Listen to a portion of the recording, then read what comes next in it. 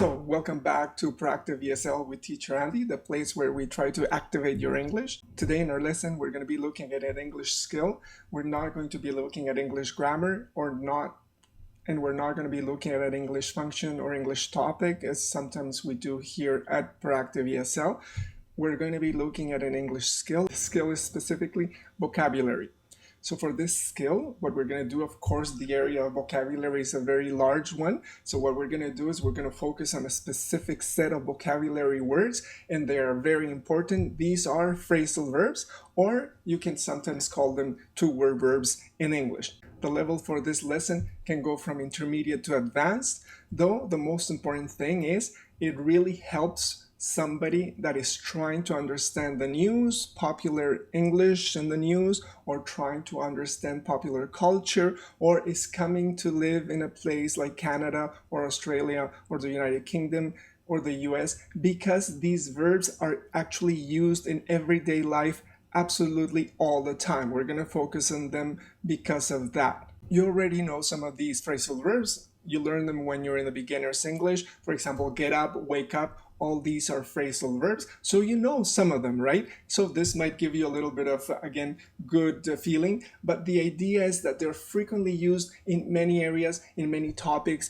and they're not easy to learn because, again, as you know, the idea is when you have a phrasal verb in English, you have two parts. You have a verb put, and then you have a preposition or a particle, and the idea is, I'm going to show you a list. Everybody knows, you've seen them in English, right? And then you have something like put across, put away, put back, put by, put down for put up, put towards, put through. And again, when you just have the verb put and just a particle or preposition next to it, then it's very difficult to actually try to understand what it means because it's the same thing, put, right? So the idea is, number one, you already know some of them, but the problem is they're used so frequently instead of normal verbs that we have to try to learn them. That's why we're going to focus on this lesson in terms of trying to find ways to actually learn phrasal verbs. Now, I have here my EF little card picture, right? My EF little picture. And the idea is I have a little bit more hair there. Now, not so much. But when I was at EF teaching, I would sometimes teach the phrasal verbs class. And I would ask the students there, there was a class of maybe 15 students, something like that, sometimes less.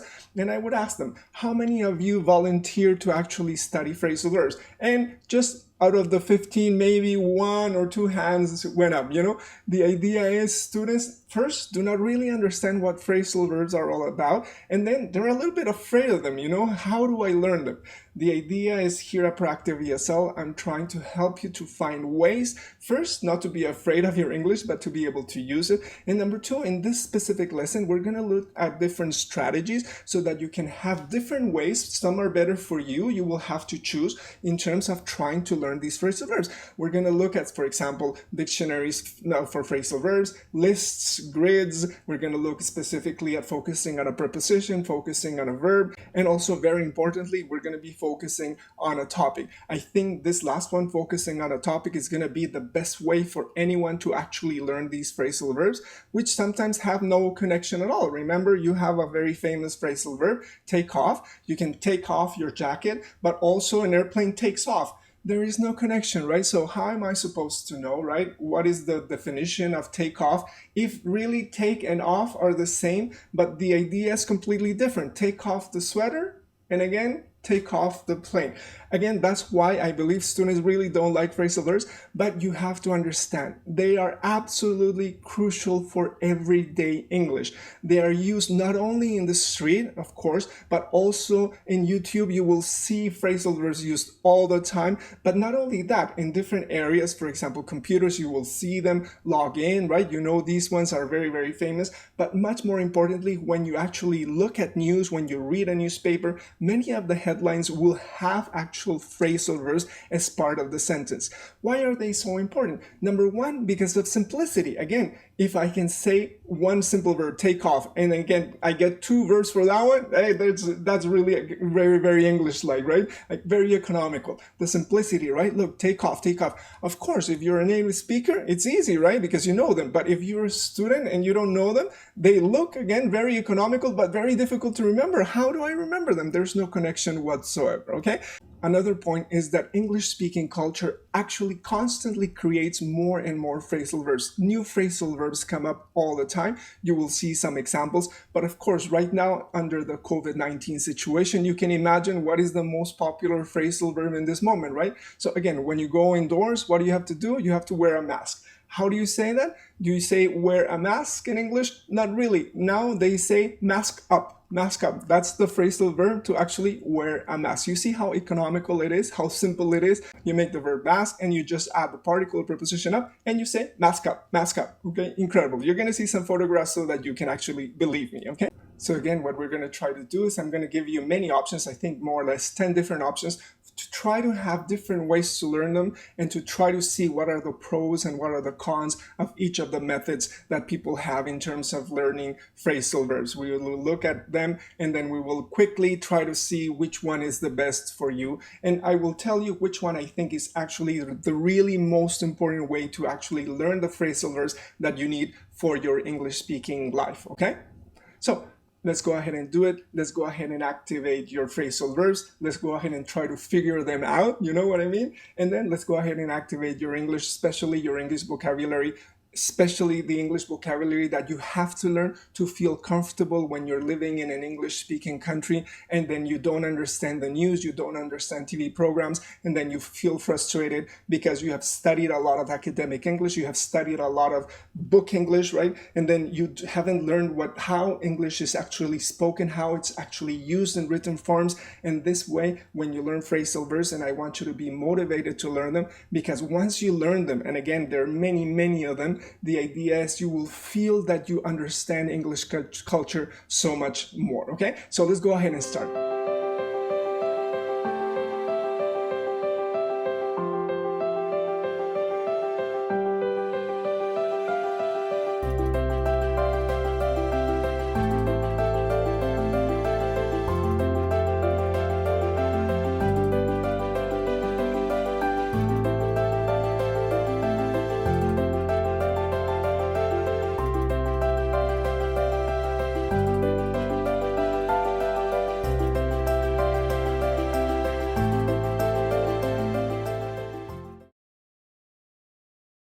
So welcome back to Proactive ESL with Teacher Andy, the place where we activate your English. Remember, today we're going to be looking at a specific English skill. The skill is vocabulary in general, but of course this is a very huge area. So we're going to focus on one specific and very important element of vocabulary in English, which is phrasal verbs. Phrasal verbs, again, to repeat, they're absolutely essential for your speaking and your understanding everyday English culture, and not only everyday English culture in the street, but also the way that news are presented in the media, specifically newspapers, websites, but not only that, also the way many TV programs actually speak in terms of actually using the language that people use in everyday life, which is full of phrasal verbs, okay? So let's go ahead and start. So remember, today we're going to be looking at phrasal verbs, and what are we going to do? We're going to have some tips for figuring them out, right? Again, I'm sure, because this is a basic phrasal verb, figure out what does it mean, you know? Okay, try to find out,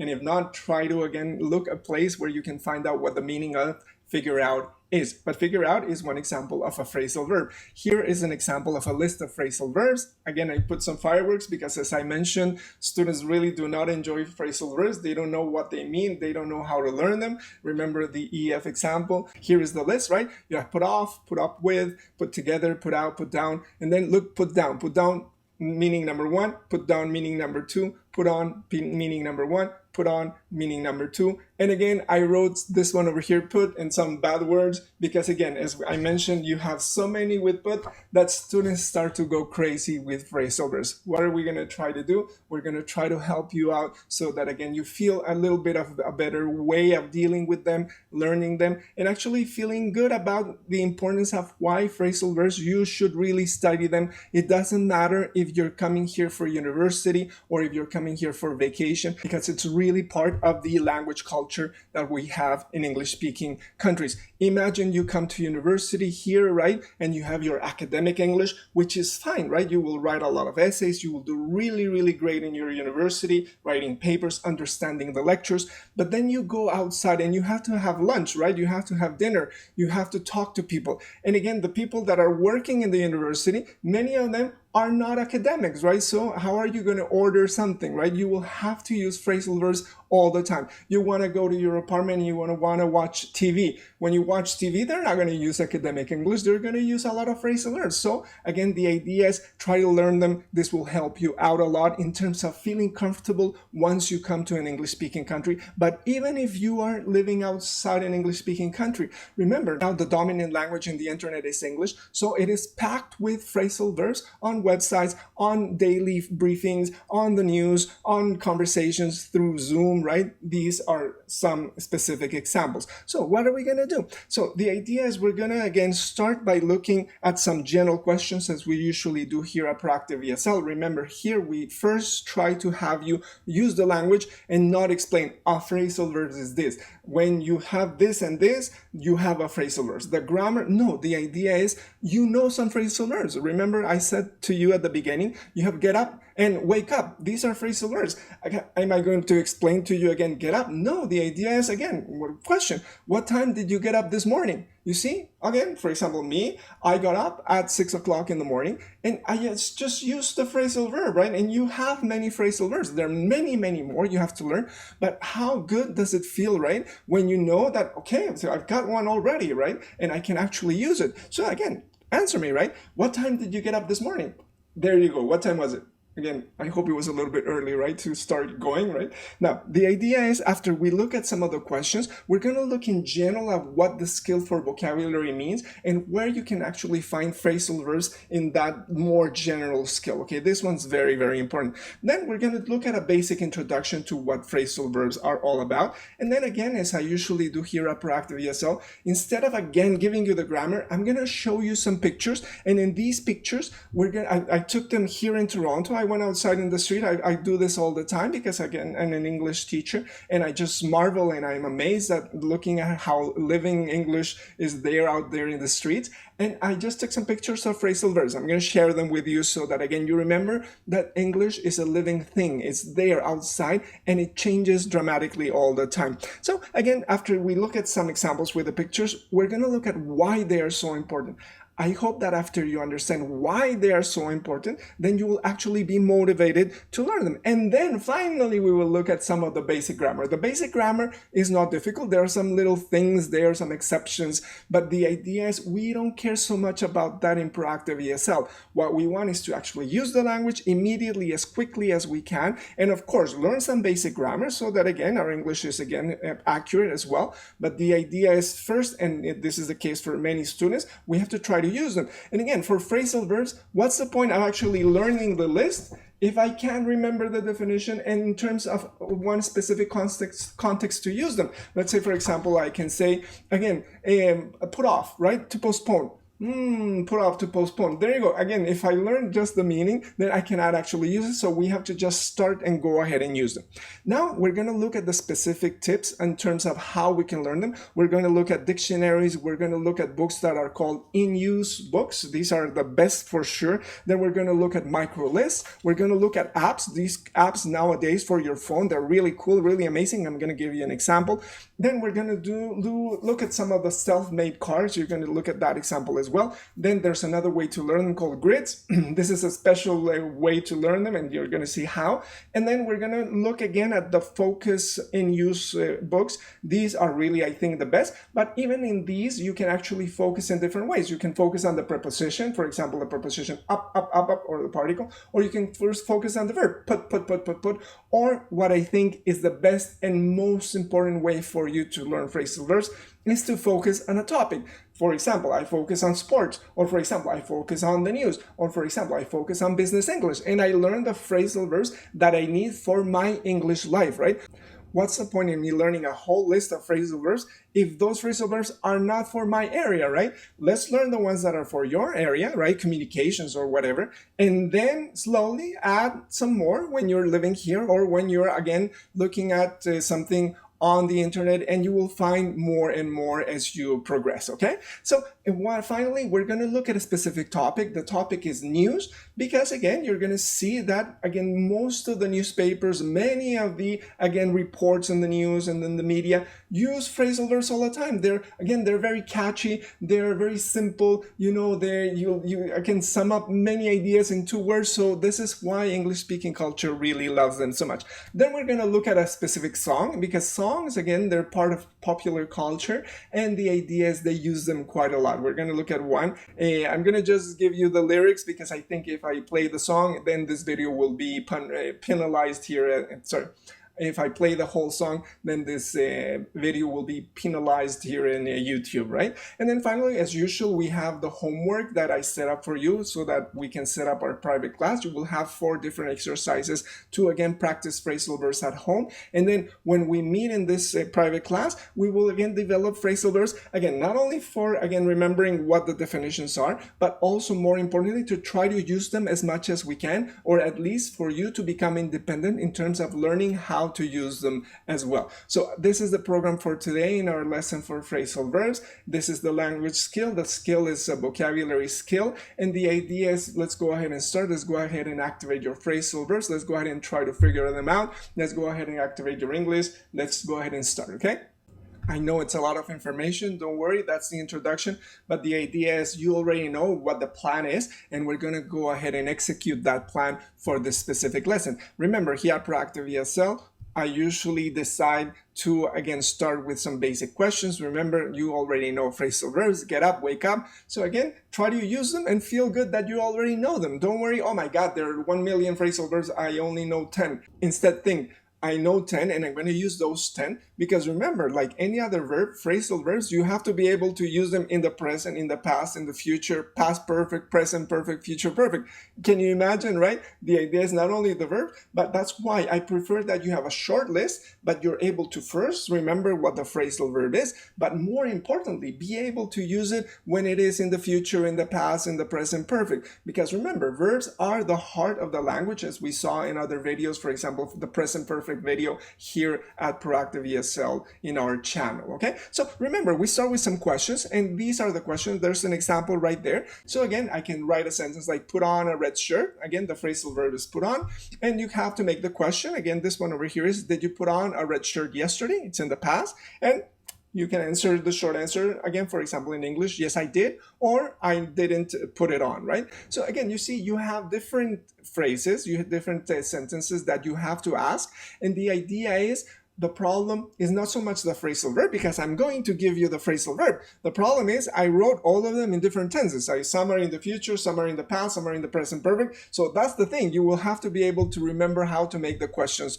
for all of them. Okay, so let's go ahead and look at some of them. This is number 1, okay?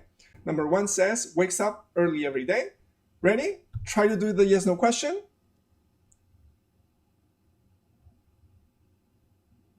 How was it? So again, for example, this one, does Peter wake up early every day? Short answer, yes, he does, or no, he doesn't. And again, complete with the phrasal verb. He doesn't wake up early every day, right? What is the phrasal verb? Wake up. You see how I gave you the phrasal verb. Again, the idea is we're not going to focus on the phrasal verb. We're going to focus on using the phrasal verb. Okay, go ahead. Let's look at number 2. His or her plane has taken off late. What is the yes, no question? Remember, the phrasal verb is there for you. Take off. Everybody knows that one. The airplane, right? Did you get it? Okay, this one over here. Okay, has his plane taken off late? That's the question, right? Has his plane taken off late? And again, the short answer is yes, it has, or no, it hasn't. And if I want to use the phrasal verb, no, it hasn't taken off late. Now, you see, we have the phrasal verb, but what's the point of knowing that take off is this? But if I can't use it in the present, the past, and the future, you know what I mean? The idea, these are not only you have to learn the verb, what it means, but to be able to use it in the different tenses in English, okay? Let's look at number 3. Took up a new language last year. Phrasal verbs take up. What was the question? Again, you can make it, right? So, question is in the past, right? Did you take up a new language last year? Again, in the past, remember the auxiliaries did you take up? And remember what we practice here at Proactive ESL, we make the question with the correct intonation in English, which is in groups. So I say, did you take up, right? I don't say, did you take up, but did you take up? Did you take up a new language last year?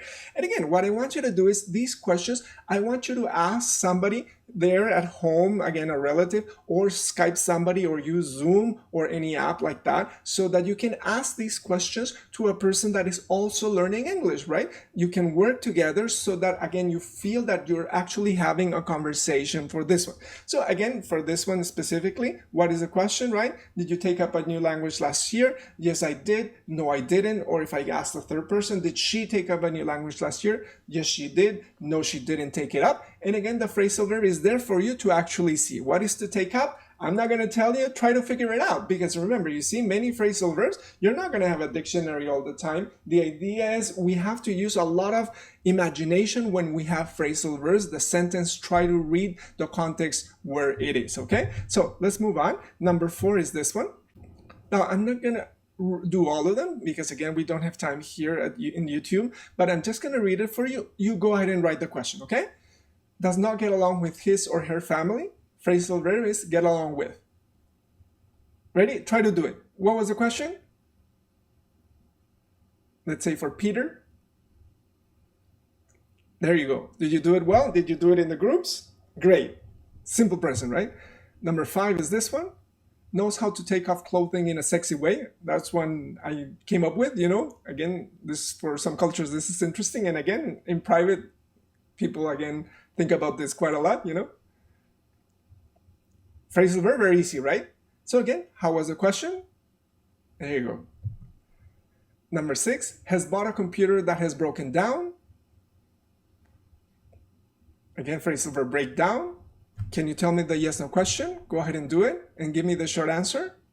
Affirmative, the short answer, negative. Were you able to do it? Don't worry, if you were not able to do it, just rewind the video and again, go ahead and start one more time and do all of them together, okay? Number 7 is this one. Keeps on trying to learn English. Phrasal verb, keep on. Try to write the yes, no question. How was it? There you go. Good, good. And number 8, has passed out before. Now this one, pass out, a little bit more difficult, right? But still, make the question. Again, the idea is we make the question and then we figure it out. The idea is not first, oh my God, what is that? I don't know what passed out. I don't know. No, go ahead and make the question. The idea is use your English and then you figure it out. Now, this one over here, what's the question? So pass out gives you an example of how difficult phrasal verbs are, right? If I just have has passed out before, I do not have any extra information, right? Now, pass out actually means to lose consciousness, right? Now, imagine, did you lose consciousness yesterday? Oh no, that's not very helpful, right? Simplicity, basic ideas for phrasal verbs. Instead of, did you lose consciousness yesterday, right? You say, did you pass out? Cool, eh? Pass out. Pass out is, again, after an accident, or again, if you have a problem with your sugar or something like this, right? Serious problems like that. So again, go ahead and try to do all of them. Try to get used to, first, the idea that you know many phrasal verbs. And number 2, just use your English. Don't stop and say, oh my God, I don't know that one. I don't know that one. So, okay, so what am I going to do? No, well, just forget about it and try to use it. And if you don't remember, then imagine something, you know, make it up. You know what make it up is? Another phrasal verb. So again, the idea, remember here at Proactive ESL, Teacher Andy always gives you an example. So this one I'm going to try to do for number 3, took up a new language last year. And the phrasal verb is the phrasal verb for take up. So remember, when we have this kind of exercise, we not only try to practice the questions, but we actually try to talk about the situation as well, so that again, we actually use our English and not just focus on the phrasal verb. And how do we do it? We set up our timer for 1 minute, and then we start the timer. I'm going to select one of the questions. Like I said, it's number 3, took up a new language last year. I did not prepare it at all, so I'm going to start it right now. I'm going to talk about it for 1 minute. First, I'm going to ask it and then answer, okay? So, took up a new language last year. Question is, did you take up a new language last year? Again, short answer, yes, I did, or no, I didn't, with the phrasal verb. Yes, I took up a new language last year, or negative, no, I didn't take up a new language last year. In my case, actually, I did take up a new language last year. I took up Chinese, Mandarin, because again, the idea is I wanted to learn what it was like to feel the characters and this special pinyin pronunciation. This was amazing for me, you know, like you learning a language like English. For me, learning languages has been really amazing, but specifically in the Mandarin Chinese, you know that there are 4 different accents. Sometimes you go ma, or you go ma up or down, or it goes down and up, and the idea, or sometimes it's a strong accent. And every time that you say each one, it's a very different thing. It's different when you say ma, ma, ma. There you go. So one is, for example, mother, the other one is a horse, and just because you make the pronunciation incorrectly. Not to mention the characters are amazing. You start to learn them, and this is difficult, right? Imagine trying to learn the characters is a little bit like learning phrasal verbs in English as well, okay? So as you see, the timer has gone off, and the idea is I'm going to turn it off, and here you go. That was 1 minute for me trying not only to use the phrasal verb, answer the question, but again, talk about it without thinking, oh my God, I can't use my English. Yes, you can. Go ahead and you do it and try to answer some of the questions. If you can, record yourself, share these recordings with me when we set up the private class together, okay? Let's move on.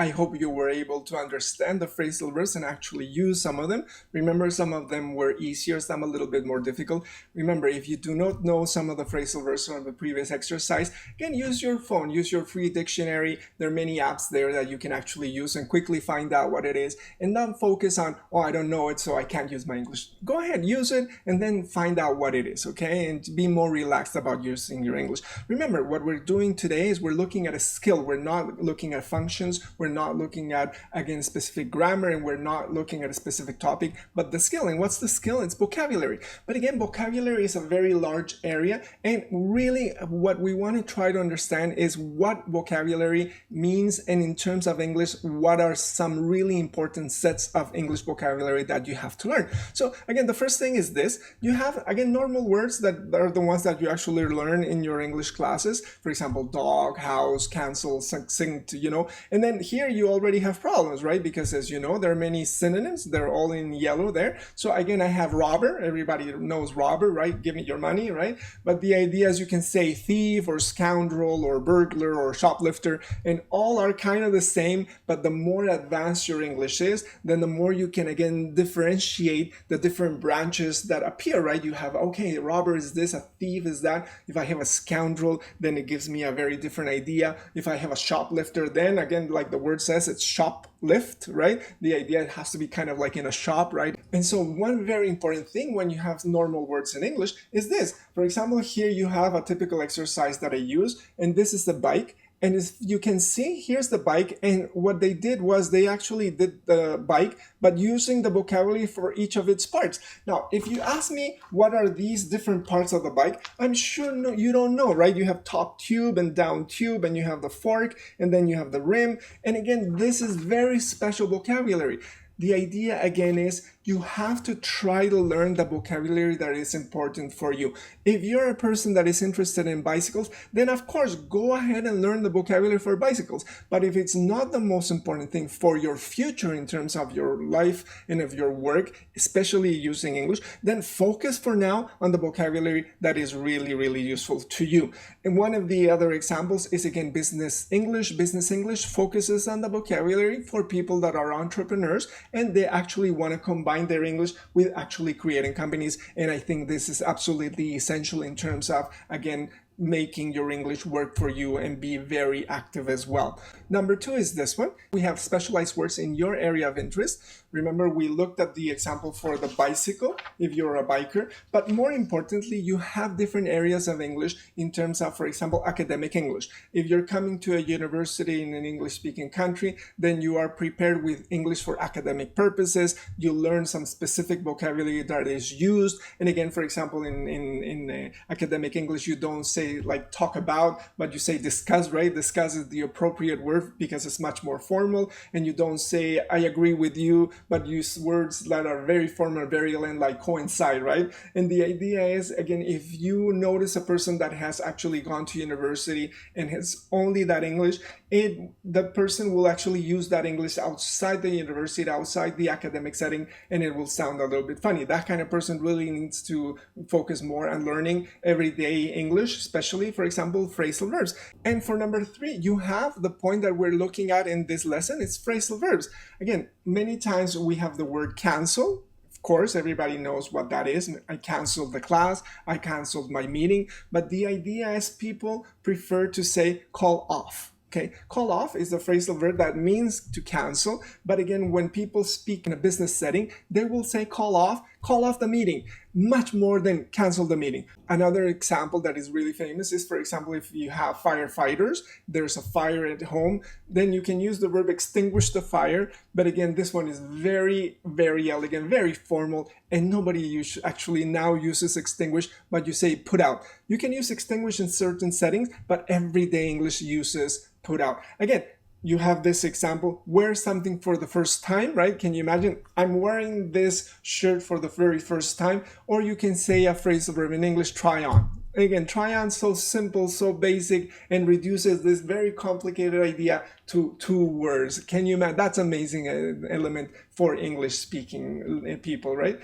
And of course, as I mentioned at the beginning, you have all the phrasal verbs with put. Remember, we have put out, put on, put away, put together, put off, put up with. And again, we have the put with bad words, because the idea is there's so many of them. Check it out. So many of them, and there's no connection between this one and this one. One is put for one meaning, one is put for the other, and that's why they're absolutely crucial to learn as well. But other elements of vocabulary for the skill of vocabulary are these ones. You have also collocations, and collocations are words that are specifically used in a specific context in the language. So for example, here in Toronto, you have public transportation. If you have your Metro card, and then you have this action, right? You go to the subway and then you go like this, and many people will say, oh, I have to pass my Metro card, right? My Metro pass.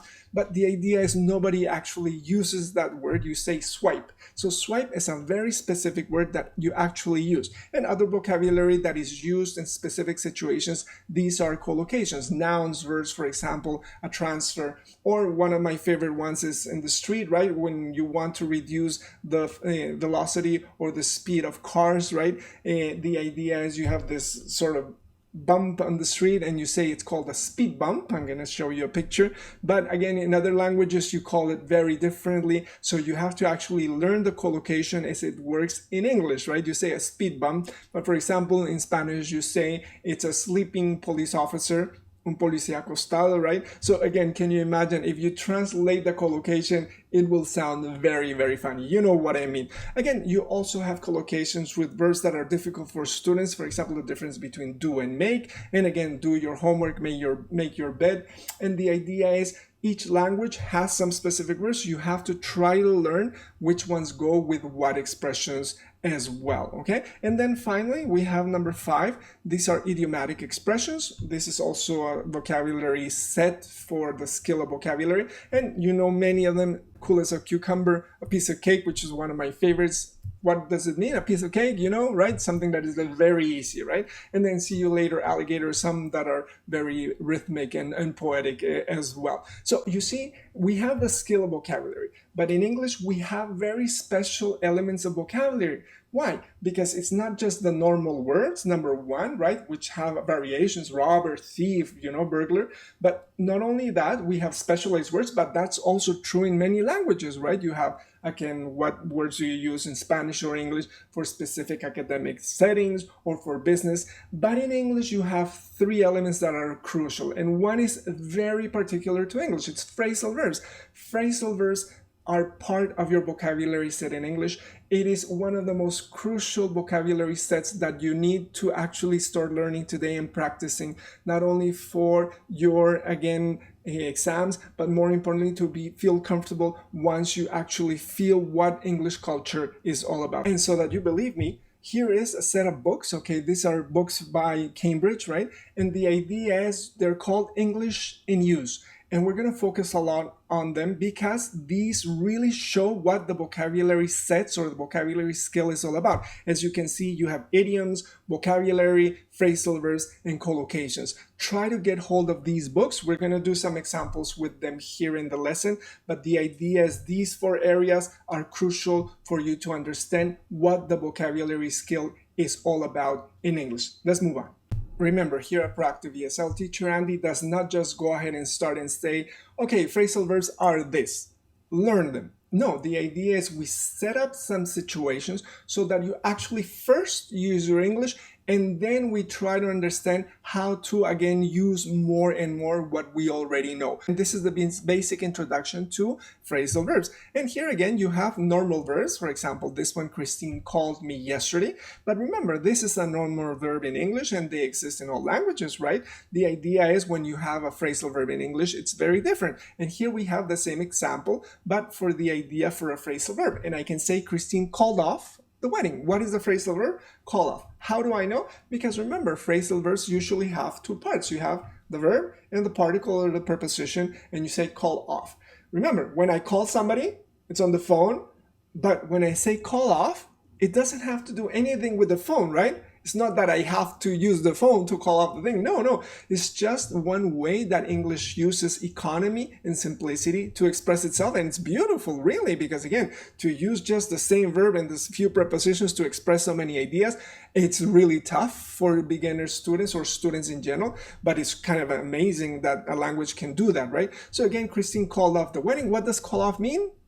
The idea is to cancel, right? To cancel. Now, again, of course, I can use the normal verb. Here I go. I say Christine canceled the wedding. And again, cancel is one of those verbs that people use quite a lot, but more and more people are actually using the phrasal verb call off. And this other verb that is the synonym and is the same idea seems to be much more reserved for elegant or more formal situations. Here is an example where you can use kind of both, but generally people prefer the phrasal verb much more. Okay, so this is example number 2. You again have a normal verb. Please take some food. Everybody gets it, right? And then you have the phrasal verb. I can say, for example, please take off your shoes. So again, remember, number 1, the normal verb, take some food, right? This is the idea, everybody knows. But then I have the phrasal verb with the verb take, and I say take off. Please take off your shoes. I'm sure you know what take off means, but what is the relationship with take? No relationship. This is take, right? But the other one is, again, your shoes, and then you go like that, right? And then you leave them outside your house. But right now with the COVID-19 situation, we all have to kind of do it, right? So take off your shoes. But what's the problem with phrasal verbs? Again, you have the phrasal verb, 2 parts, right? The verb and the preposition or particle, take off, right? And then the problem is this. You have another phrasal verb that's take off, the same one, but the idea is absolutely different. So for example, I have here phrasal verb number 2, the airplane takes off at 12 o'clock.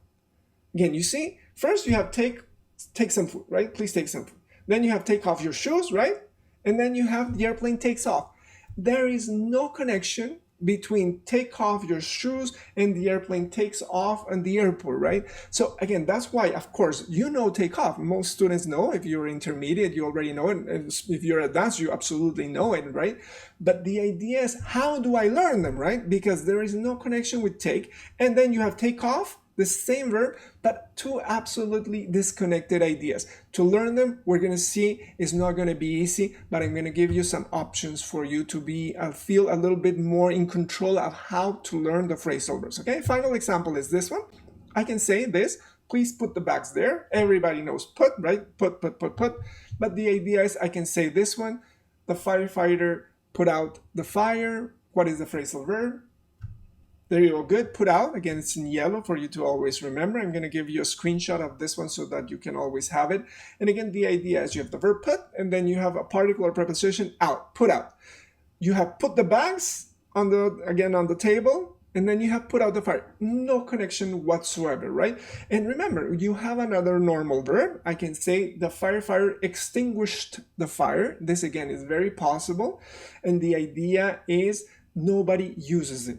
People actually in daily conversations and even at all levels in the news, right? You say put out. Now, when people actually learn English and they use the normal verb extinguish, they actually appear on YouTube. I have seen many YouTube videos where very elegant and very educated people speak in a YouTube video using the more normal verb and not phrasal verbs. And again, it sounds a little bit strange if you're a person who knows English. Again, I understand extinguish, but it just sounds weird when you can say put out. Do you know what I mean? That's why it's so important to learn phrasal verbs, because you feel that you are speaking more naturally in an informal, everyday situation. Okay, so let's go ahead and move on. So I hope this basic introduction gives you an idea of what phrasal verbs are all about. Again, it's very basic. We're going to look at the grammar in a second, but it's much more important for you to see how they are related to the other words in English as well. Okay,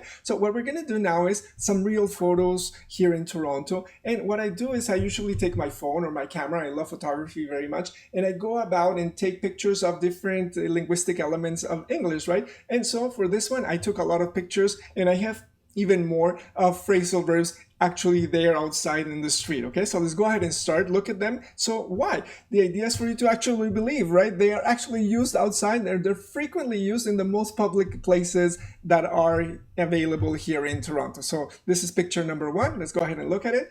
This is the subway, right? And if you look on your left, it says hold on, be safe, right? And then what's the phrasal verb on the right?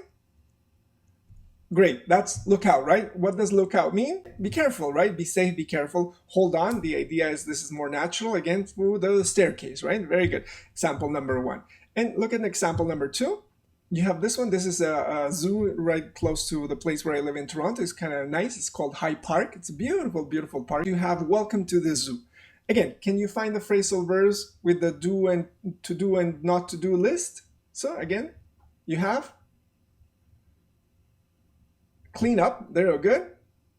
And then put in, right? Put in, and you can even say keep on. Now the idea is over here you have clean up, put in, and again all of these phrasal verbs. Okay.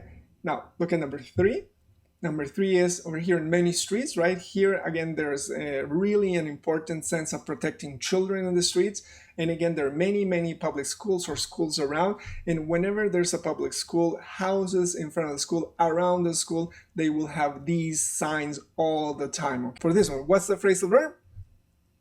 There you go, slow down. How do I know? Because again, it has two parts, right? It has the verb and it has a particle or preposition down. What does it mean? Again, don't go fast, right? The idea, it's dangerous to go fast in a car. Very good. Let's look at number four. Number four is this one. Again, this is in another park, and then you have your dog, right? And your dog, again, does something, right? We all know, right? You got to carry a little bag again, for the poop, right? And the idea, again, says, please have your dog on a leash. What do you do when the dog goes poop, right? Then the bag, and then you have to scoop it up, and then again, scoop up is another one because you have a scoop, right?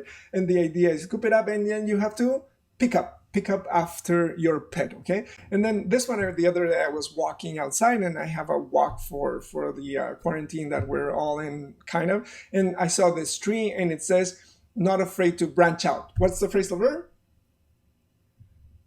Branch out. What does it mean? Branch out. Does it mean like a tree, like the tree and it has different branches? What is that, to branch out?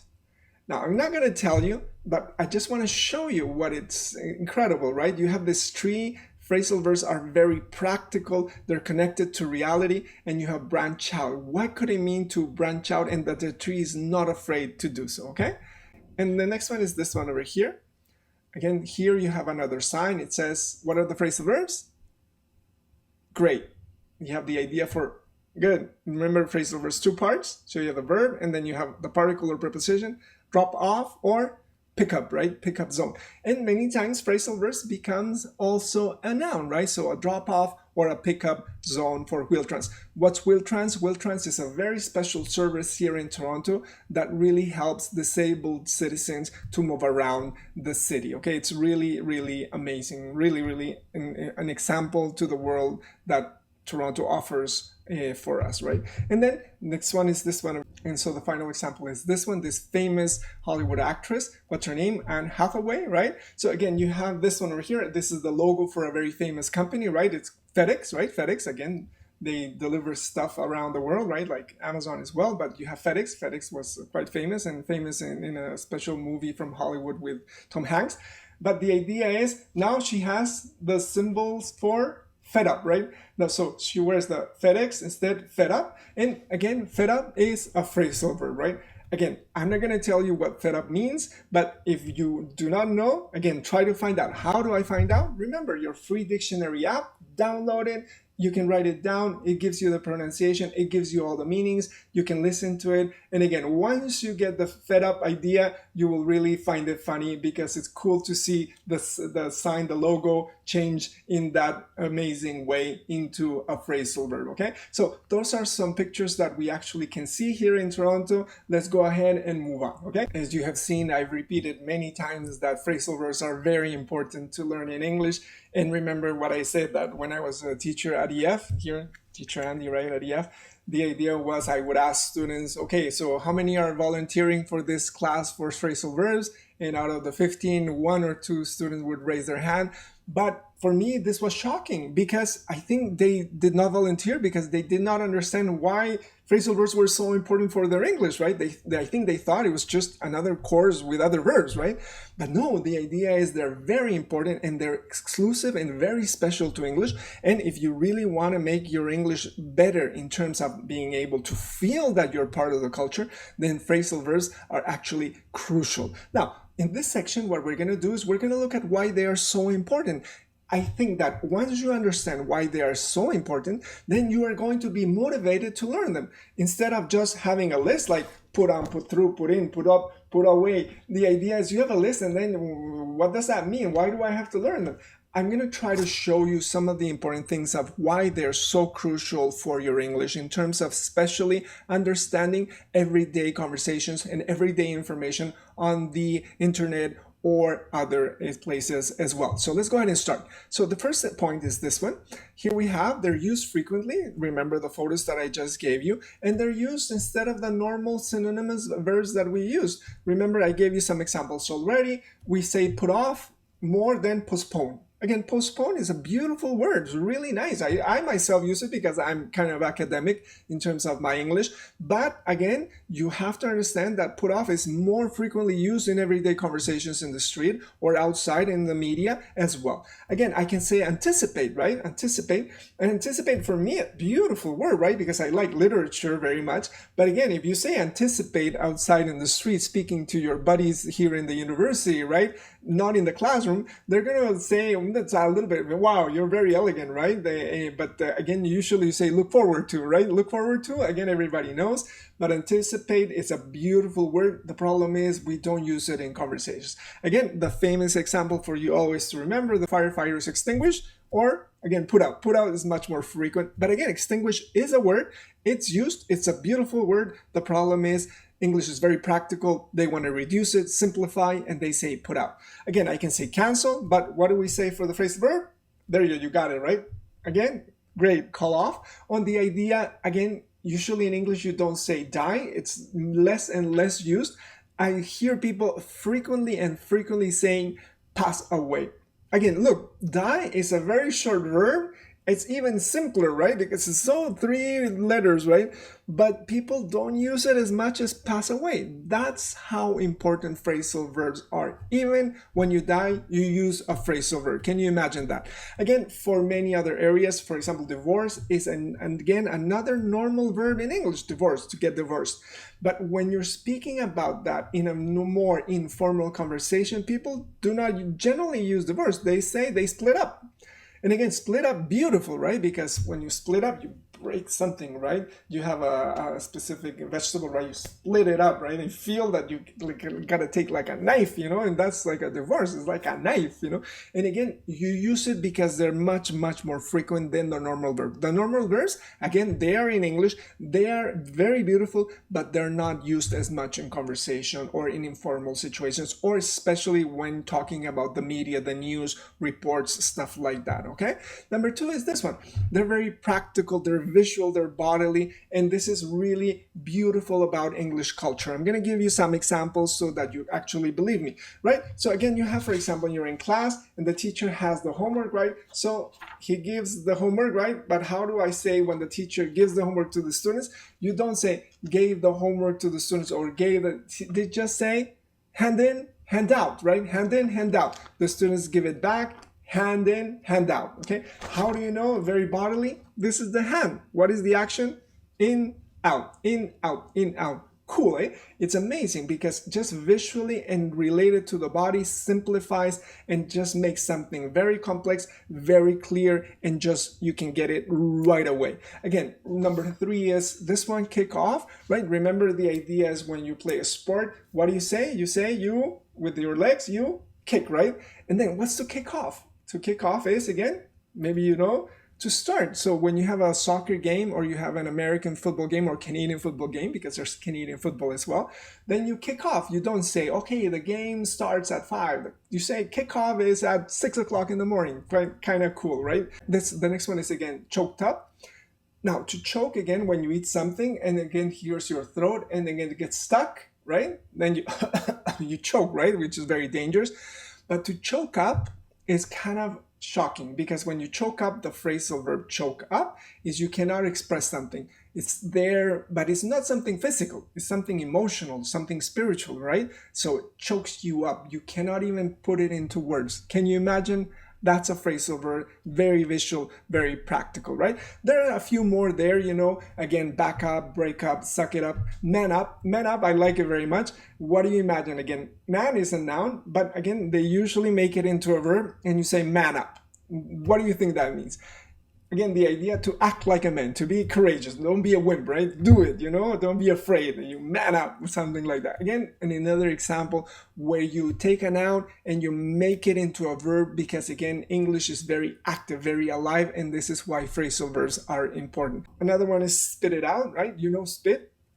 Like that. The idea is a very physical action, very bodily action, but to spit it out is not actually to do that action, right? To spit it out is the idea maybe you have a secret, so you have some information that everybody needs to know, and they tell you, okay, spit it out, spit it, say it, again, kind of cool because, again, you will never forget spit it out. You can say us, tell us, but again, spit it out, it will always be in your mind. It's very clear because you feel like the saliva on you, right? And point number 3 is very, very important. They simplify for use. And again, they're easy for a native speaker, but again, when you are a student, they're very tough, right? It's very simple because, again, look at the example that I gave you, right? You have giveaway 1, giveaway 2, and giveaway 3. The 3 are give away, but the 3 are completely different ideas. For example, if I say I give away a gift, right? This is to give you a gift. Then again, the idea is give away. Number 2, the idea is, for example, I am a robber, I am a thief, and then I say something about the crime scene and I give myself away. The idea is I actually kind of confess. Completely different, and the police officer finds out that I am the thief or the robber. And then number 3, your father or your mother, in many cultures, your father actually gives you away in marriage, right? They go to the church or the temple, and the idea, the parent, the father actually has the daughter, the bride, and gives her away. 3 possibilities, of course, very simplified, right? Because it's the same verb, the same particle or preposition. But then if you're a native speaker, that's cool because everything's simplified. But if you're a student, it's not cool because it's very tough, right? How do I know the difference between one and the other if they're exactly the same, right? Now, second one is this one, take care of, which is the normal verb, right? Again, a doctor takes care of you, for example, or if you go to the hospital. But maybe you do not know, but there's take care of, which is absolutely the opposite, right? If the mafia, somebody says take care of him, it doesn't mean to take care of him like a doctor. It means to actually kill him, assassinate him, right? So again, what is going to happen for students? They say take care of, and then they watch a movie for the mafia and they hear take care of, which is killing, and they're like, oh my God, what do you mean take care of? Is one or the other? Same words, simplify. For native speakers, cool because it's just very simple, very elegant, but for students, very tough to try to remember. And if there are many and many and many like this, then again, it's a source of confusion, and that's why students do not want to volunteer to learn phrasal verbs. But I hope you're understanding why they're so important to start to learn right now, okay? Number 4 is this one over here. Use frequently in use in everyday life, not in academic English or formal English. The idea is also when you watch the news at night, CNN, or when you read a newspaper, you know, the Washington, whatever, the idea is you will find a lot of headings and headlines using phrasal verbs. We're going to look at an example later on. But not only that, many of the areas that we speak about in English, especially, for example, physical bodily areas like love, right? Love is something that has so many tons of phrasal verbs. You have here, again, to kiss, and all these things. No, you hug, kiss, you say, you make out, right? Make out is typical one. Hook up, right? Hook up. Remember, a hook is when you go fishing. You have the hook, right, to catch the fish. But to hook up is when 2 people are together, right? Kind of cool because you have the hook, and then you're kind of together for a long time. Again, you don't say, we say break up, right? When you're no longer together. Fall for, again, fall for, kind of beautiful image. When you really find somebody very attractive and you say, oh my God, like immediately fall for, visual, right? Again, very practical as well. There are many more: hit on, hit it off, split up, settle down, jerk around. More with serious bad words, fuck up, you know, cheat on, and ask out. All these in the relationship for love that is very practical, everyday things. It's filled with phrasal verbs. Are you really understanding what I mean? They are so important for your English. Do you get it? Do you get it now a little bit more? I hope so. And then finally, number 5 is this one over here. They're constantly invented, or better, how do you say phrasal verb for invented? You say made up, right? So even the word invent, you don't usually use it in English, you say make it up, right? So even that word that we're using right now, it prefers the phrasal verb. So some of the most incredible examples that I've seen lately, I just watched different things in English, of course. And of course, right now with COVID-19, you have mask up, right? And you're going to see it in a moment. And mask up is one of those situations that you do not believe that they actually invented or made up a new phrasal verb. Check out this one. I was walking the other day, and again, in the store, it says, please mask up.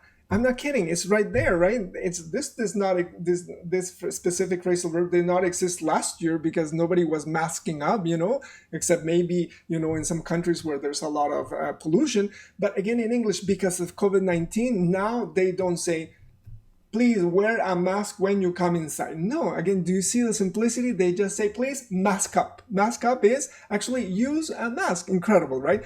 Other examples that you have here in the list, which are really, really amazing, are these ones over here. I was listening to somebody talking about scooters, right, in the street, and they immediately just said something like, so he took the scooter and he scoot off.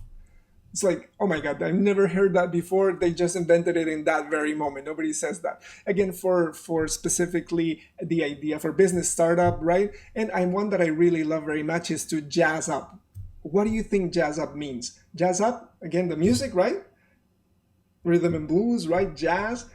The idea is for jazz up, you have to use your imagination, very creative, very beautiful phrasal verb, What do you think it is? Well, like the music, to jazz up is to make something really much more beautiful. A presentation, jazz it up, make it more melodic, more rhythmic. Make it so that it has an impact on people. Again, a presentation, a product, jazz it up, make it something special, so that it touches people through the music. It's not the music, it's just using the verb for jazz, the noun for jazz, so that you actually can create a new phrasal verb. Amazing. So you have these 5 elements. Why are they so important? They're frequently used, they're practical, visual, bodily. They simplify the language, especially for the speaker, for the student. It's, again, very difficult. They're used in news and everyday life, not so much in academic purposes, and they're constantly invented. Or how do you say invented for phrasal verb? There you go, that's it. Made up. Good. Let's move on.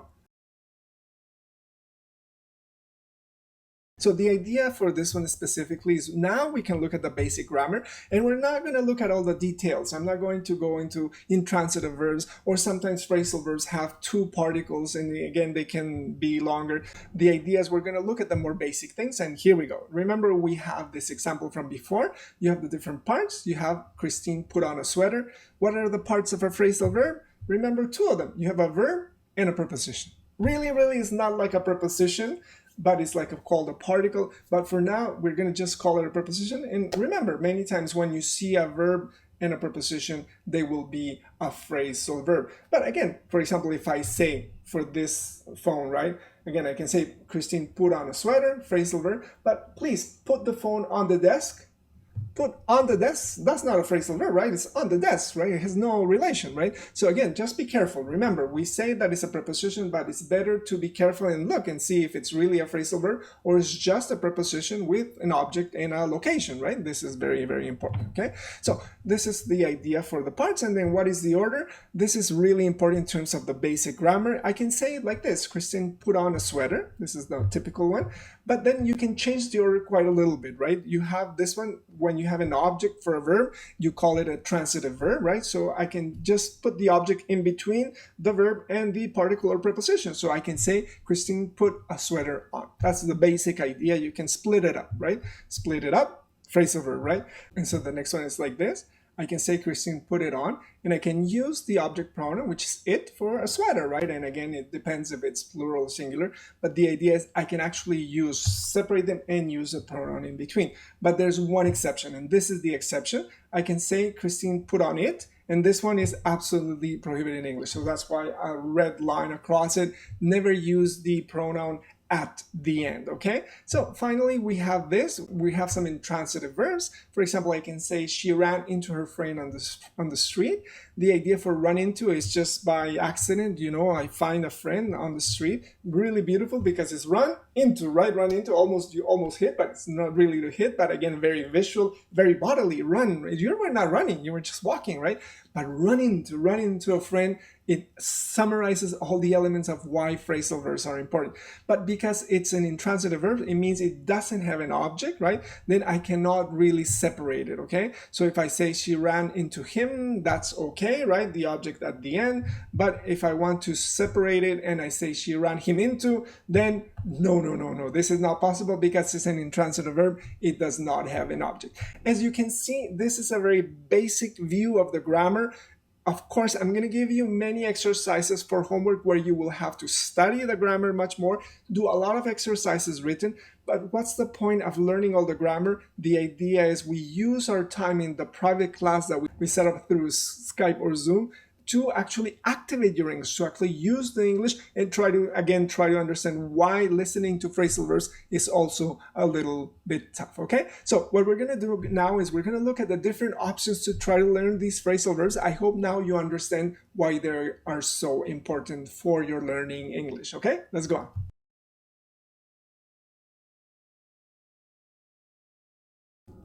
So I hope you were able to see some of the basic elements for the grammar in the previous exercise. This is the chart that I usually give my students. You can check it out here. I'm going to give you a screenshot of it, and it's going to appear just before this one so that you can keep it as well, okay? So let's move on. So remember, what we're going to do now is we're going to look at different options to try to learn phrasal verbs. Again, they're not easy to learn because, again, they simplify, they repeat many of the prepositions, and sometimes there is no connection at all between the verb and the preposition and what they mean, right? That's what we have been looking at. So we're going to look at many different options for you to try to learn them. I myself think that some of the options are better than the others, but again, each person might find that an option is better for him or her. So again, I'll give you the options and you decide which one is the best for you, okay? So let's go ahead and do it. We're going to just look at the option, and we're going to look at some pros and some cons in terms of whether you like it or not. And again, the idea is there will be many of them, and I'll give you a brief summary of each one, but it will be brief so that, again, we can look at some exercises at the end with the specific option that I believe is the best for sure, okay? So option number one is the general dictionary. Again, I'm not sure if you have ever seen a phrasal verb dictionary. Because of COVID-19, I can't take it out from the library, take out, phrasal verb. So again, the idea is these dictionaries are very large, they're heavy, they're very thick. So the idea for this one, we're going to look at some cons and some pros. And if you can look at the picture that I posted there, you can see it's the Oxford Phrasal Verbs. Again, you have some ideas right there to have, for example, big it up, max out, and click through all these different phrasal verbs. But again, for some of the pros that you can think of when you have a complete phrasal verb dictionary is that you have all of the phrasal verbs, right? And for each phrasal verb, you have many, many meanings. So again, you have it all. You have many, many phrasal verbs, hundreds, thousands of phrasal verbs. And then for each one, you have, again, many meanings, sometimes 3, 4, 5, 6 for each one. So again, you can find everything that you want in detail for each of the phrasal verbs.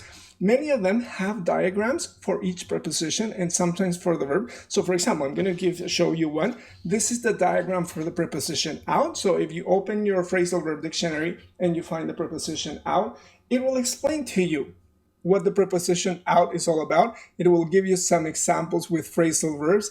But if you look carefully, look at the amount of information that you have to try to remember with just the preposition out. And remember, we have many other prepositions. We have up, down, all of them all together, right? The idea is it's going to be very tough to try to learn them this way, I think myself, right? It will be a lot of information that you know, but when it comes to try to use it, it will be very tough to try to remember which one was.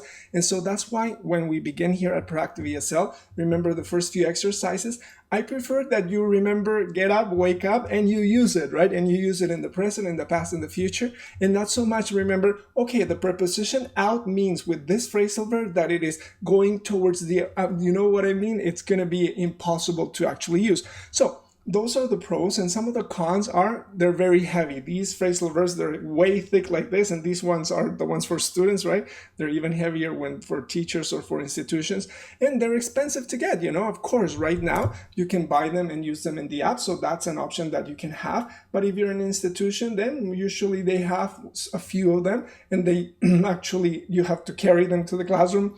You got to be strong to be able to carry them. And finally, number 3, they're discouraging. Discouraging means that they're not motivating. It's like saying to somebody, okay, we're going to go to the CN Tower here in Toronto, really, really tall. And then you tell them, okay, and we're going to start walking up, right? The idea is you look at that and you say, no way, I'd rather take the elevator, you know what I mean? And that's what happens with phrasal verb dictionaries. They're excellent for references. If you have the money, go ahead and buy one. Go ahead and buy one as an app so that you have all the information there. And again, quickly, if you find a phrasal verb that you don't know, again, check it out, right? But again, only as reference, I believe, and especially for teachers, they're great because, again, even teachers, sometimes we get confused about some phrasal verbs. They're so new, and again, the prepositions are tough sometimes, so they're also helpful in that regard, okay? Let's move on to option number 2. I'm going to quickly show you what I think is for sure the best option in terms of learning phrasal verbs.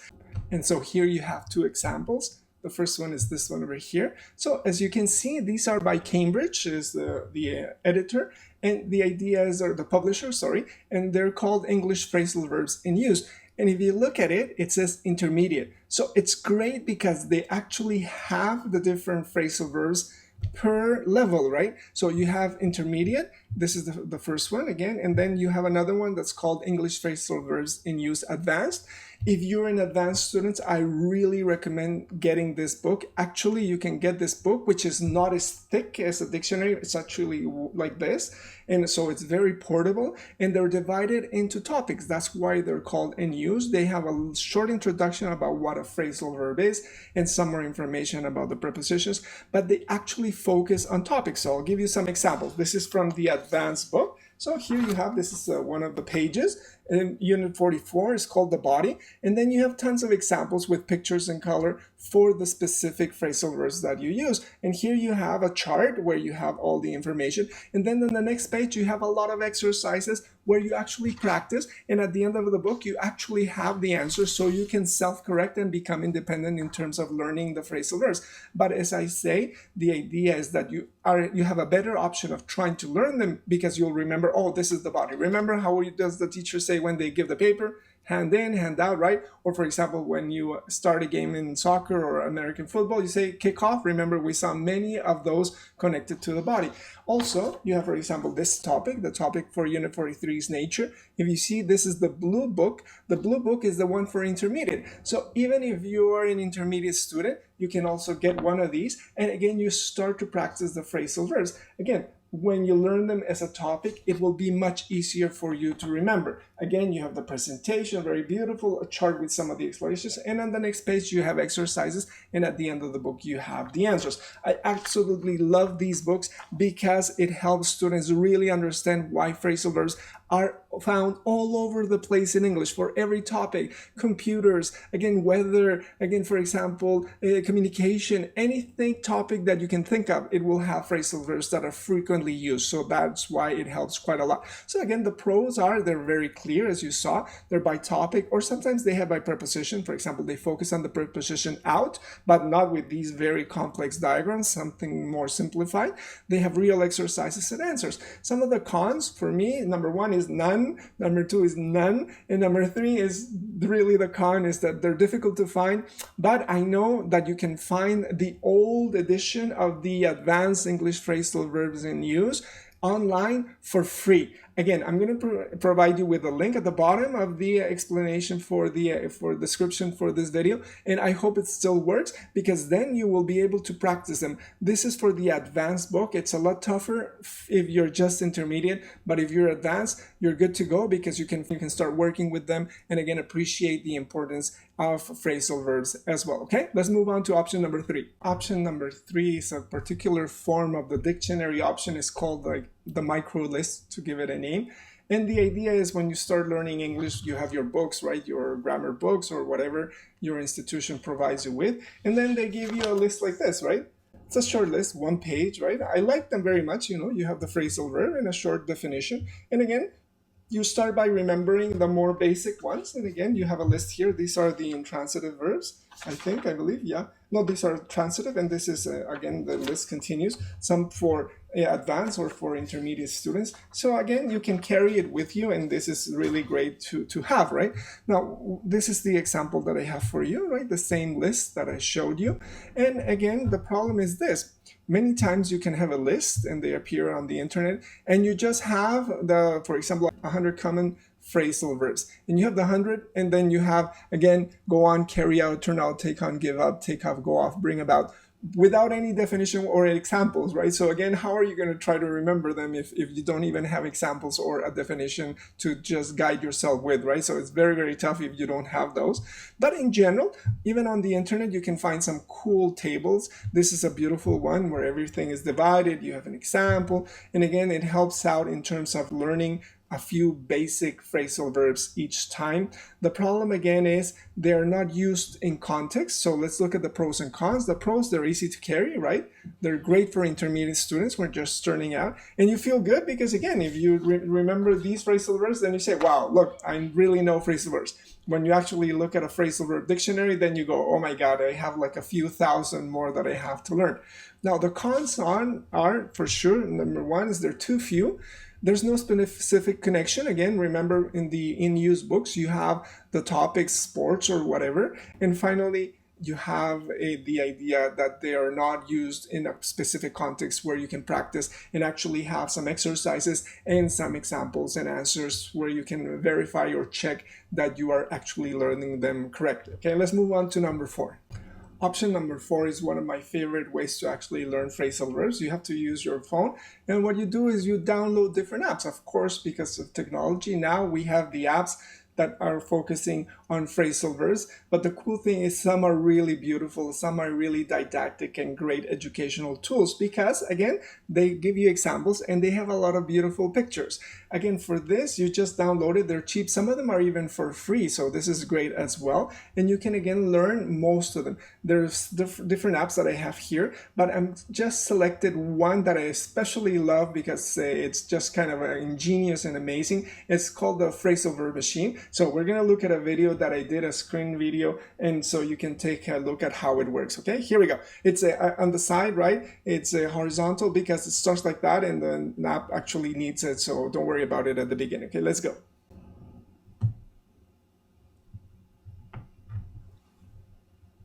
So there you go. You open it up. It's the Phrasal Verb Machine. And you choose the options. It's like a camera.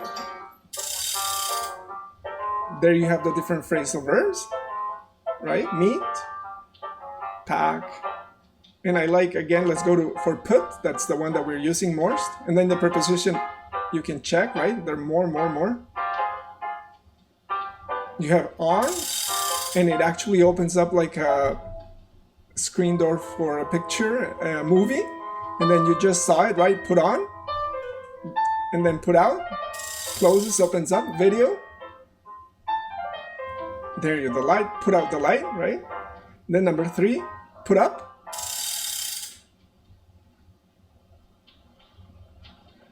There you go, for the circus, right? So again, I think this one is absolutely beautiful because of the machine. You have the meaning and examples for each of them.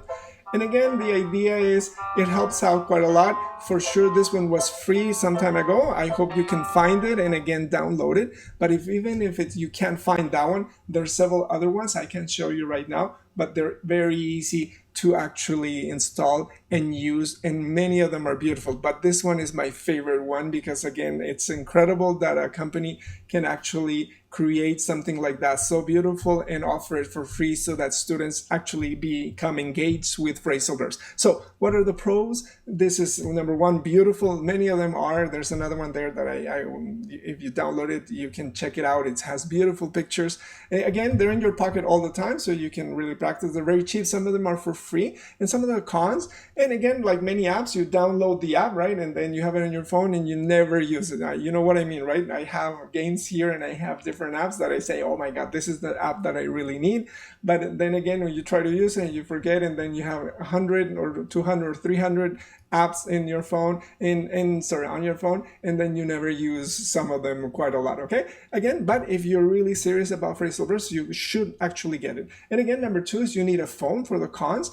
Not everybody has a phone. Not everybody can download or have a credit card that you can use when you buy apps in the App Store or in the Google Store, right? So again, many of you are lucky that you can do it, and I can do it very easily. But we have to understand many people cannot do it that way. And finally, again, they're pretty small, so sometimes if your screen is too small, it's difficult to see. So it's much better if you have a larger screen like an iPad or a tablet. Okay, so that's option number 4, checking an app for phrasal verbs. Let's look at number 5. Number 5, I've called self-made cards or flashcards, but you got to do them yourself. And the idea is you have them over there. And what you do is this: you actually write, again, the phrasal verb in a very brief definition, no examples, just a brief definition. And then you have the sheet and then you cut it up. I'll give you examples here. You see how I cut it up in different colors for my students. And here I have many of them. Here we go. Many of them, blue colors like that. They're all the same sheets.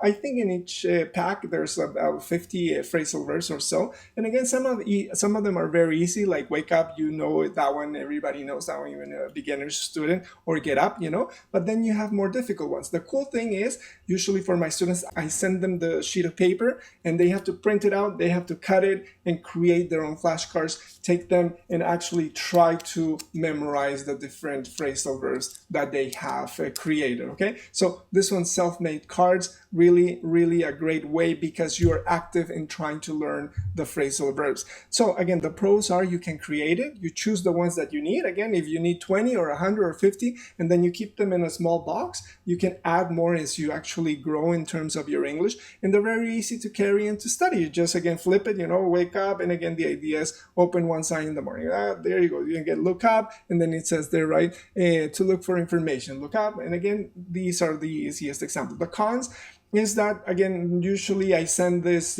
sheet of paper to my students with all of them, and I'm not sure if they actually go and print it out and cut them up. They're too few and some of them are too simple. And again, the same problem as we have seen before. They're not used in a specific situation with specific concrete examples so that you can remember that, okay, when I have the situation for example, wake up, we're talking about habitual actions in the house or something like this, okay? So this is number 5, self-made cards. Let's move on. Option number 6 is called grids, the grids. And the idea is, here I'll show you what a grid looks like. And it was created by a really amazing ESL teacher, created a beautiful book. I'll provide you with the links to his imagination. And the idea is this: you have grid number 1, grid number 2, and grid number 3. And if you look here, again, I have created it as well. You have on the top some of the verbs, and on the side some of the prepositions. You can see it over there in the screen as well. I kind of printed up larger so that my students can see them very clearly. So for grid number 1, again, you have get, go, make, do. And then for grid number 1, you have the prepositions off, back, and up. What you're supposed to do very basically is create the grid, right, so that you can remember, and just check the combinations that are possible. So for example, if I have get and off, get off, is it possible? Yes, right? I get off the bus, and the idea is I check it. And then go with each one. So I say go off, make off, do off, and try to remember if these are possible or not. And if they're possible, check them. If they're not possible, cross them out. And so that you remember which ones are which. So in this case, what I've done is I've actually provided you with the answers. And if you can see, I've highlighted the actual phrasal verbs, but at the top you have the 3 grids with the checks and the X's so that you can remember. What are the pros? I think it's a great idea. And again, it's very innovative. The first time that I saw this, I thought this is an amazing English teacher to come up with this incredible idea. It's very game-like, so you get excited with your friends, you try to do it. And the cons, it's difficult to create yourself, right? To think about the verbs and the prepositions. It's difficult to memorize, but again, that's the thing with phrasal verbs. The idea, whatever helps you is better, right? Because the idea is no matter what you do, they're difficult to memorize, and you gotta memorize them. There's no other way to do it. They do not have connections, right? Take off number 1, take off number 2, give away number 1, number 2, number 3. You really have to put an effort in trying to memorize, and the best way, of course, is to find different options, the best that suit you. In this case, the grids might help you as well.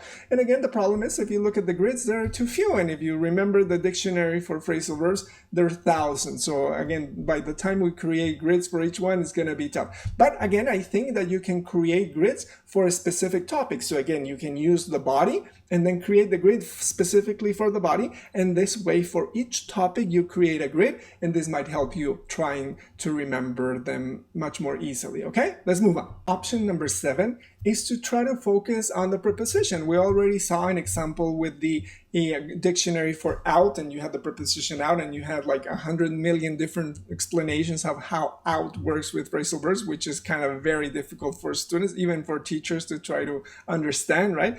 But there are books that, for example, the in-use books that also focus on the preposition, and that might help you out in some cases. Remember, I showed you the preposition out. That was too tough. Remember all the different connections. And you have other exercises which are very helpful, and they're game-like, and this is a specific example. They're called super grid, and then you have up, right? It's kind of cool. This is the exercise that I do with many of my students. And then you have here specific phrasal verbs, right? And always the preposition is up, up, up, up, up, up, up, up. So again, you remember the phrasal verb because all of them are with up. Here you have some sentences, right? And you will see it. And then here you complete the sentences with the phrasal verbs. You have them here in the screen as well for you to remember. The cool thing is you will always remember because the connection is what? It's up. You have sentences, so again, there's some kind of connection in some kind of use. But the problem is up doesn't always mean the same thing for each phrasal verb. So again, I like the idea of as a game to try to remember, but most definitely I think still this is a way that is not the best because you will always think about up and not so much about what the phrasal verbs in the context, in the use actually mean and are used. Okay, so the pros are you focus on one preposition, of course, maybe have a connection, right? Up, up, look up. It's all these ones, pass up, you know, always a connection with the preposition up. Many times the idea is actually to go in that direction, right? And finally, you have diagrams and explanations of each preposition, for example, in the dictionary. So that might help a little bit.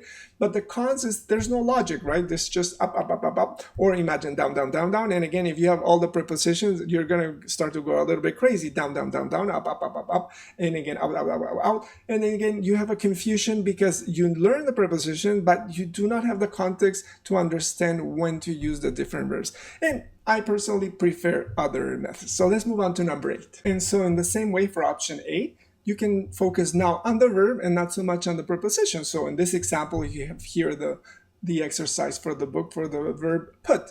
Remember, throughout this lesson, I focused on the verb put quite a lot so that you remember this specific verb more than others. So again, the same thing. You have the verb and then you have some possible exercises and some possible explanations. And again, I think it's better than the preposition because at least the verb has the main meaning for the phrasal verb many times, right? What's the problem, right? Again, here, take a screenshot for the whole exercise if you want to do it and get those in-use books because they're all the same and it will really help you out. Remember, the blue one is for the intermediate student. The green one is the one for advanced students, depending on your level. So what's the problem? Remember when we began, I showed you the verbs put. And again, if you have a lot of puts, put out, put through, put in, and there's no connection in the meaning, then the idea is students start to get discouraged and upset because they really don't know how to understand. It's too much information. This is just put. There are so many for get. There's so many for the different verbs in English. So again, that's why I always say to my students, again, fireworks, because again, I want to motivate you a little bit. When you have put off, put up with, put together, put out, put down number 1, put down number 2, put on number 1, put on number 2, then put, and then you start to say bad words. That's why my students really do not volunteer for phrasal verb class because first, I think they really don't understand how important they are. And second, they have a feeling that this is tough and it involves a lot of memorization. And really it does. You have to use your memory quite a lot. So again, in red, I have to say I am sorry, but that's the way English works. So the idea is you will have to man up or you have to toughen up. And the idea is try to memorize as many as you can. So what are the pros of focusing on the verb?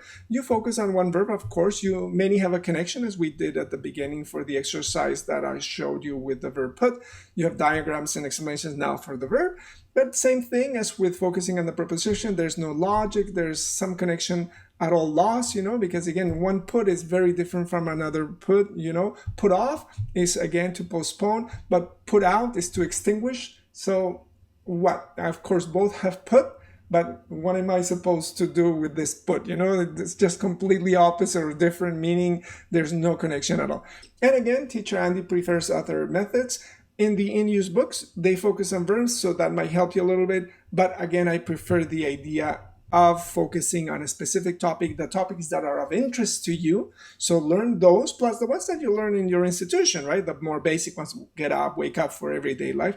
But learn many for your own English, and then move from there and build your own set of phrasal verbs so that slowly it grows, and one day you actually feel that you're comfortable with the set that you have. Okay, let's move on. As you can see, I'm trying to give you as many options as I can for you to try to imagine learning phrasal verbs in different ways, so you're motivated to find the best way for you. Maybe you're just an intermediate student, you don't want to know all the phrasal verbs, so learn a few with a list. Maybe you're an advanced student who's going to go live in Canada or come here to Canada or live in Australia or the United Kingdom. Then get the advanced in-use book plus the app for the phrasal dictionary, because you're going to be needing it. You're going to be finding them all over the place, as we saw in the pictures as well at the beginning. So for option number 9, we're going to go back to the idea, focus on a topic, because this is the best and most realistic, but we're going to actually look at one specific example, and this is the news. When the news are given in English, whether it's on the internet or the newspaper, many of the headlines and many of the articles written will actually use phrasal verbs, because phrasal verbs are, as we saw, are very catchy, simplified. They don't have a lot of real estate in terms of writing long words, in the title. So phrasal verbs just do it really, really well. They're catchy. They're offered like a punch. You look at it and you say, "Oh wow, I get it. I get what you're talking about," right? So again, for the focus on a topic books, here you have the news. So you have the presentation and context, and then you have some exercises plus the answers at the end of the book. So what are the pros? You have many topics, you have many, many meanings, but always in context, as you have many exercises in context plus the answers. The cons, again, I say none, and the only thing is they're difficult to find, and maybe your institution has a copy of them, but if not, I'm sure that you can find a PDF online. For the advanced one. For the intermediate, is a lot tougher. Now, if we actually have our private class, then I actually have the texts themselves, so I can share with you some of the different topics, and we work together in that way. When I teach phrasal verbs in my EF class, where students did not really volunteer, but they had to take phrasal verbs, we worked a lot in terms of teaching students how to actually use the phrasal verb in a topic, and to try to think first is a topic, for example, computers or the body, and then I talk about that, and then when I'm able to talk about it in a certain way, then I add some phrasal verbs so that I never forget the topic and the phrasal verbs connected to them. Now, for the specific example of news, this is a copy that was created by a colleague, and this colleague, he went out and looked at all the headlines for the different newspapers and created this photocopy where you have all the headlines with phrasal verbs. Imagine you have, again, dishing out, cool down, get into, get on with, play up, sign off, log on, join up, jazz up, all these examples from headlines. So what we're going to do now is we're going to look at an exercise, specifically the one that I actually gave my students here at EF in Toronto, and it's the same thing that you can do at home, because now we have access to the news via the internet easily for everybody around the world. So let's look at the exercise and we will move on, okay? So the idea now is to actually look at real examples of how phrasal verbs are used, especially in the newspaper, especially in the news. And here in Toronto, we have this newspaper. It's called Star Metro Toronto. You can pick it up in any station. It's for free, right? And the idea is, because it's free, students that come to learn here can pick it up anywhere. And then what I did was I actually asked them, okay, pick it up and look at the headlines and try to find as many phrasal verbs as you can. Of course, if you're not here in Toronto, and right now, given our situation, people will not be able to travel. So here you have the digital copy of Metro News or Star News as well. Both of them really work up, and both of them really work well. And if you look at this one, Metro News, you have pedestrians speak up, right? The first one, and you already have a phrasal verb. Now, what I want you to do is I want you to look at these different newspapers and try to find as many as you can. And the idea is, what I did was I provided you with the link, and also I provided you with a video so that you can see that you can actually go to the website and just click as if you're actually reading the newspaper. Take a look.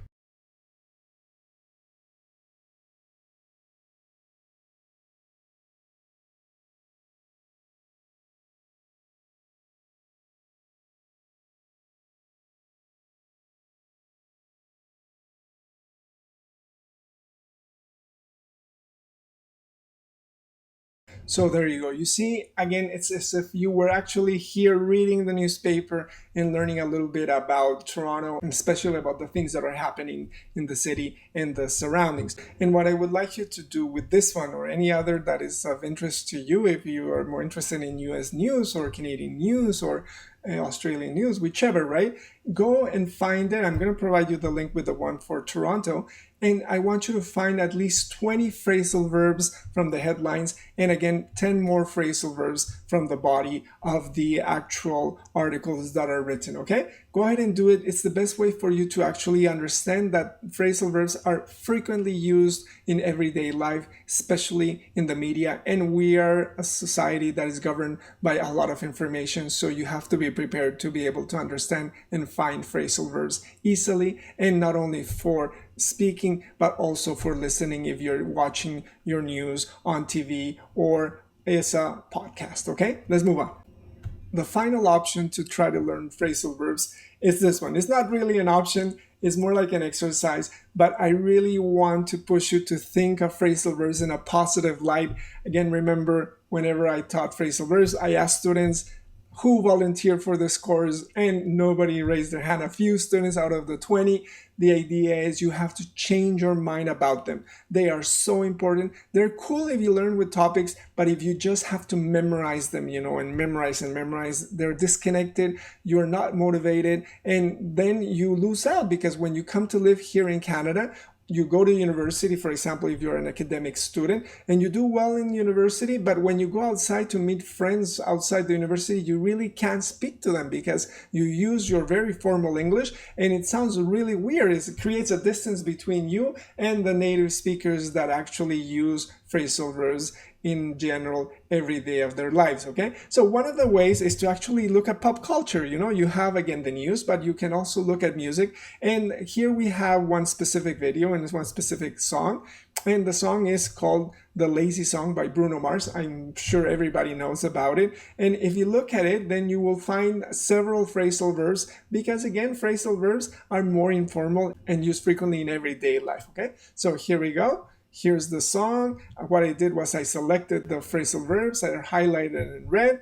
And remember, here in YouTube, if you actually use movies or if you actually use songs, then you might get into trouble with YouTube. What I'm going to do is I'm going to show you the beginning of the specific song, but it might be the case that I will have to delete the song, but just go ahead and go and find it yourself and do the exercise of actually looking for the phrasal verbs themselves, okay? We'll see what happens. I'll try to tell them that we're using the song to learn phrasal verbs, and maybe they'll say, okay, yeah, of course, if you're learning phrasal verbs and get people excited about phrasal verbs and not be lazy about phrasal verbs, then go ahead and use the lazy song to learn phrasal verbs, okay? Again, it's a very short clip. I hope there won't be any problems with YouTube to show it, okay? Again, go for other songs. We do them in class, and I tell students, look, phrasal verbs are in songs, so one way to learn them is connect to music, sing the songs. We sing the song in class, so that's the best way. Enjoy the phrasal verbs, and this way you will not forget them. I'm sure about that, okay? Let's move on to some of the exercises for homework. So we're coming to the end of our lesson for phrasal verbs. We began looking at why phrasal verbs are so important. We have looked at so many options, right, in terms of trying to learn them in different ways. And here we have the homework that we usually set up so that we can actually do it when we do the Skype lesson or the Zoom lesson with a private class together. So exercise number 1 is this one. You have to complete all the exercises for the topic news. Remember, that's the one we did previously. And of course, the exercise for the newspaper, where you have to find 20 phrasal verbs in the headlines and 10 more or less in the actual articles that they have written. For exercise number 2, remember, go to the link that I provided in terms of the PDF for the Advanced Phrasal Verbs book in use, and again, download it. Again, choose at least 10 topics that are of interest to you. I don't know what you like to do. Remember, when we began, we actually looked at vocabulary, and I mentioned to you the vocabulary for the bicycle. It's not easy to remember this vocabulary. Again, top tube. If you're not into bicycles, you will never remember that. But so you have to find the topic that is of interest to you, and I'm not sure what the topics of interest are for you. I know which ones are for me, right? So find 10 topics and really start working with them in terms of trying to learn the phrasal verbs. And don't only use that idea for phrasal verbs. Remember, the more you connect your English to the topics or the work habits that are of interest to you for your future, then the more motivated and the better results you will have in terms of actually making your English work for you instead of you suffering for your English. You know what I mean, right? And again, let's look at exercise number 3. Remember, go to the Metro News or the Star News website, or if you want another newspaper, whichever is of interest to you, depending on the country that you really look forward to visiting in terms of learning English.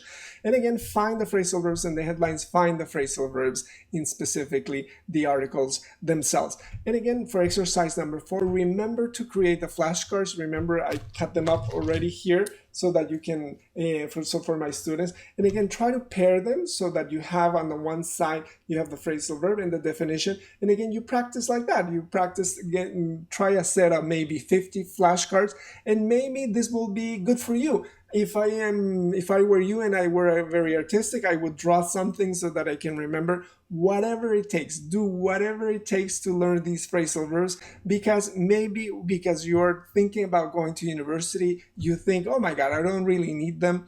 You will need them even if you come to university and you're very super smart. That's great, but you will feel very strange if you do not have the phrasal verbs to communicate in day-to-day life. You know what I mean? So go ahead, try to do these exercises. We'll set up the Zoom class, and then we will try to look at all the exercises as well, and also try to look at some listening exercises for phrasal verbs as well, because again, they're not easy to listen to, because when you actually say the different prepositions, put up, put through, put out, the preposition doesn't really sound that much. So again, students can just hear the put, but they don't hear what comes after that, okay? Let's move on. So we have come to the end of another lesson here at Proactive ESL. What can I say? Really, I know that it's tough. I know that English has different things that are tough for students. You feel a lot of pressure in terms of trying to speak and then trying to understand it, and you have to write exams as well. So there's a lot of pressure, but again, the most important thing is for you to believe that if you do these different lessons, you will become a master in different elements, and then once you are really good at one specific element, for example here phrasal verbs, then you can really feel that you can actually understand and use them and understand why they're so important. Here, what can I say but thanks one more time. Here we have all the images that we used previously in the lesson. Remember, we have the TTC, again, hold on, look out, and then we have Anne Hathaway, right, with FedEx, not but FedEx, no, but Fed up, right? And then we had the images for the zoo, and remember, we had the image for the tree branch out. Again, I hope you were able to figure out what branch out is. And speaking about figuring out, again, the idea is, I hope now let's activate your figuring out phrasal verbs, because figure out is a phrasal verb as well. And in this way, if you activate your phrasal verbs, you will be a step closer to actually activating your English in a real and productive and kind of fun way to do it. Remember, the idea here at Proactive ESL, we try to help you out in terms of activating your English. If you really find these videos are helpful to you, give them a like, subscribe to the channel. All this helps out in terms of trying to provide more videos as well. Remember, this video was specifically about a skill vocabulary, but we also have other skills that we have previously worked with for really beginner students. We looked at the skill for alphabet and numbers. Go check that video out. And also we looked at the skill for pronunciation tips. That is really important for any level whatsoever, especially if you have problems in pronunciation and you don't get it, why my pronunciation is not as good as I want it to be. And not only for speaking, but much more importantly, why I don't really understand English. If you watch that video, it will open your ears to really understanding what is the problem in terms of trying to understand English. Okay, so again, let's do it. Let's activate your English, activate your phrasal verbs, figure them out, and we'll work in the private class that we will set up together with Zoom. Okay, ciao, bye-bye.